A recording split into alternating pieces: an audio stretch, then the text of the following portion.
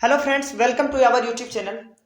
आज हम लोग क्लास 10th का जो एनसीईआरटी साइंस है उसमें से चैप्टर 1 करने वाले हैं। चैप्टर का नाम है आपका केमिकल रिएक्शन एंड इक्वेशंस। ठीक है, अगर आप हिंदी मीडियम से हैं तो आप पहले वीडियो हिंदी मीडियम का भी देख सकते हैं, हिंदी मीडियम का भी अपलोडेड है।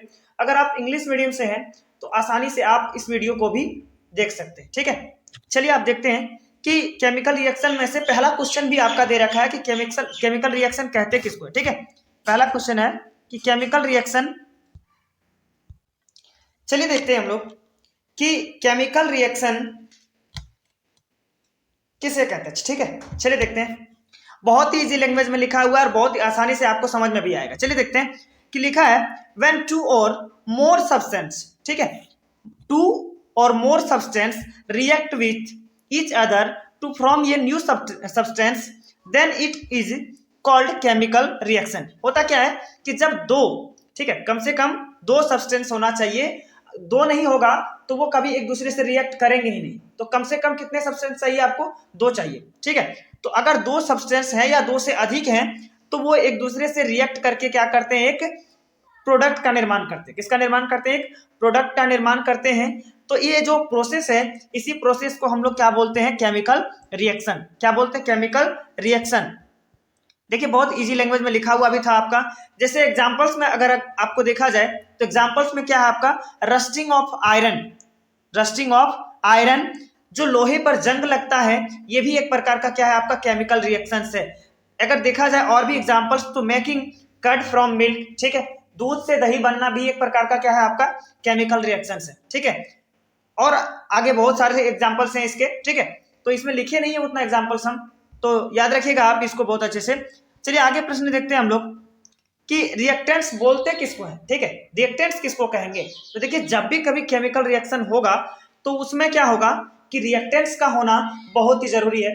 बिना रिएक्टेंट्स का कोई भी केमिकल रिएक्शन आपका पूरा होगा ही नहीं। ठीक है, कंप्लीट नहीं होगा। तो देखिए रिएक्टेंट्स किसको कहेंगे? मतलब जो भी सब्सटेंस होगा अगर वो केमिकल रिएक्शंस में पार्टिसिपेट करता है, भाग लेता है, तो उसको हम लोग क्या बोलेंगे? रिएक्टेंट्स। क्या बोलेंगे?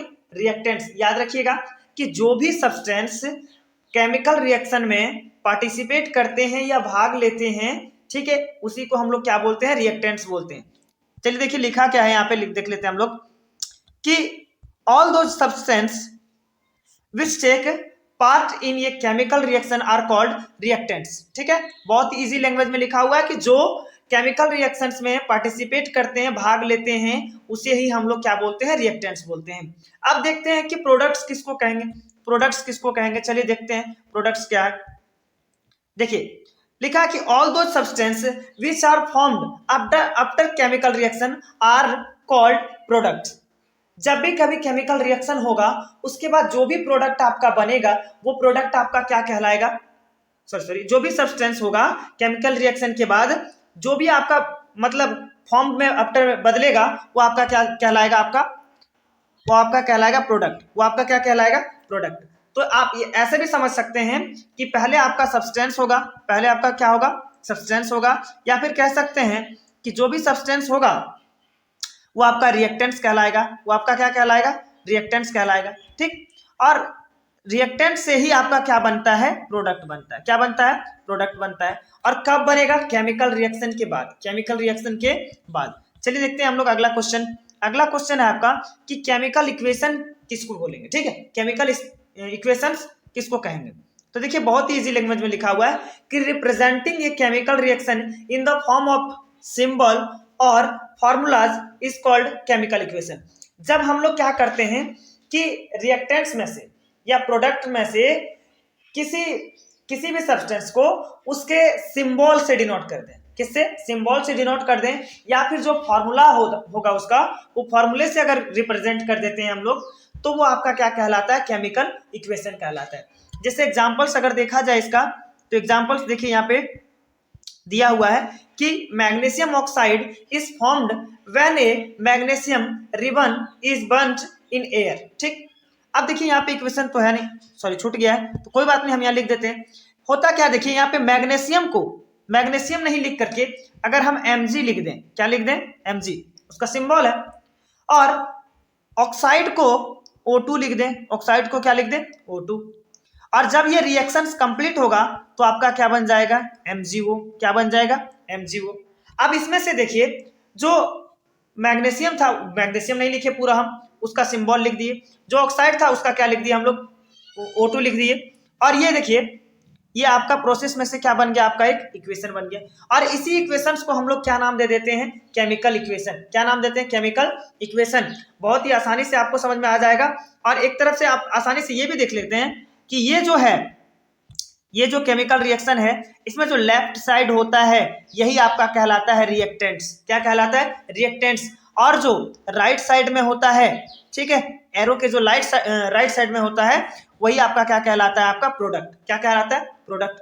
चलिए आगे देखते हैं हम लोग।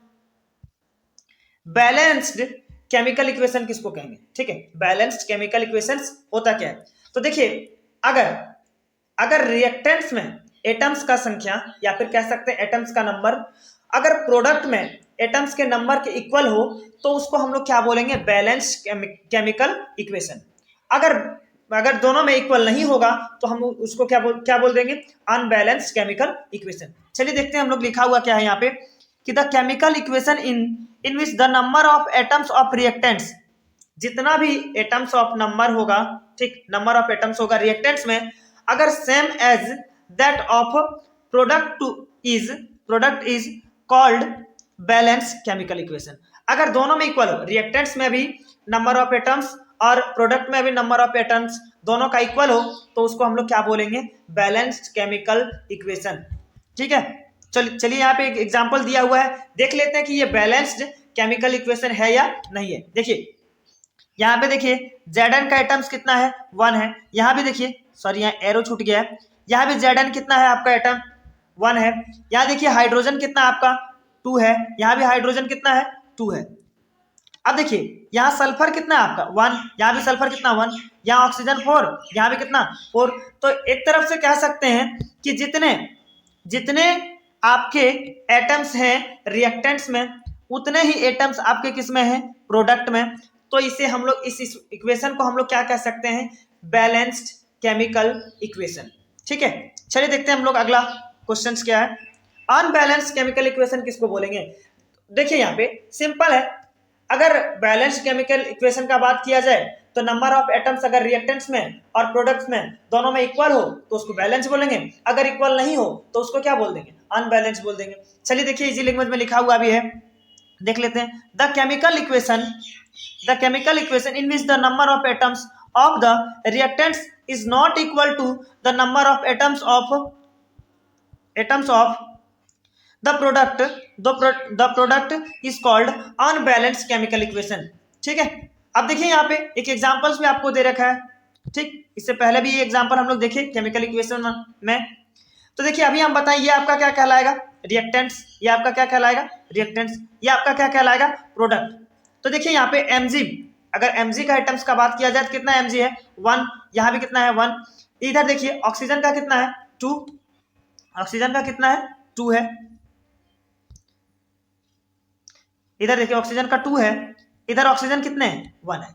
तो बताइए क्या दोनों तरफ लेफ्ट साइड और राइट साइड में एटम्स बराबर हैं, इक्वल हैं, नहीं है। तो इसे ही हम लोग क्या कह देंगे, अनबैलेंस्ड केमिकल इक्वेशन।